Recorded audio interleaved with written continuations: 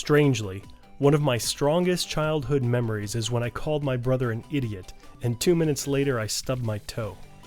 My brother told me that God was punishing me. That seemed to make sense, given the Catholic framework in which I was raised. Perhaps if I were raised a Buddhist, my brother would have told me it was karma, or a spiritual theory of moral causation that states people get what they deserve. This is a fairly common belief adopted by many cultures that has real effects on our behavior and on society. First, an important rule of critical thought. A universal law cannot be logically assumed from an anecdote or personal experience. We have all had times when we felt the effects of what could be karma. We do something bad to someone, then something bad happens to us. Through subjective validation, even a slight belief in karma will result in a hypersensitivity when it comes to making sense of coincidences, in order to support the belief in karma. A similar concept to karma is the just world hypothesis, which helps people deal with injustice. For example, if I see a homeless person, instead of having painful and negative feelings, my belief in a just world, or karma, alleviates my own discomfort, as I tell myself that the homeless person is getting what he deserves. This concept has been explored by researchers Melvin J. Lerner and Carolyn H. Simmons back in 1966. For more details on this, see my website sociallypsyched.org. The belief in karma is often, but not always, associated with reincarnation. To believers, it's very clear in some cases, such as with the starving children in Africa, that they did nothing to deserve their fate. Rather than abandon karma, it could just be extended to past lives. So that little starving African child, he was probably Hitler.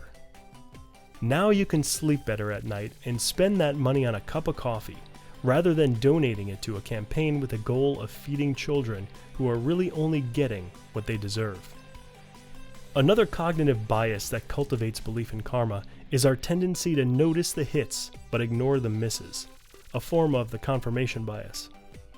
A good example of this is found with Bernie Madoff, the guy who in 2009 was convicted of swindling an estimated $64.8 billion from investors. In his case, it appears that karma is very real.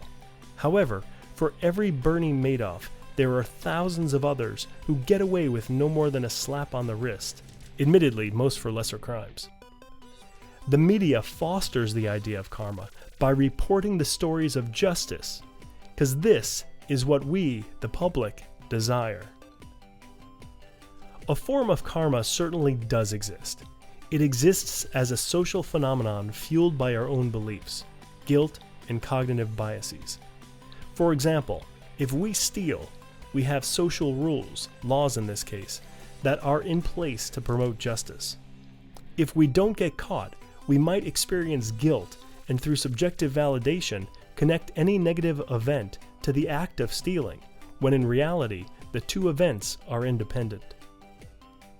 It's also known that guilt can lead to self-sabotage, and the belief that one deserves good fortune acts as motivation to make good fortune more probable for that person. The important difference between the kind of karma explained psychologically and socially and some magical brand of divine or universal law is that in the latter, the results of karma are not objectively measurable, but exist in the minds of the believers. In the case of self-sabotage and motivation, karma is the result of modified behavior stemming from belief. Should one believe in karma? I certainly don't think so. First, because evidence clearly does not support such a phenomenon. This should be reason enough. And second, because it is imperative that we do not blame victims and make those who have good fortune into gods. We live in a world that is not always fair and not always just. What goes around does not always come around, and many times people reap much more than they sow. It is up to us to help and offer sympathy to those who need it and not expect karma to pay us back, and do good simply for goodness sake.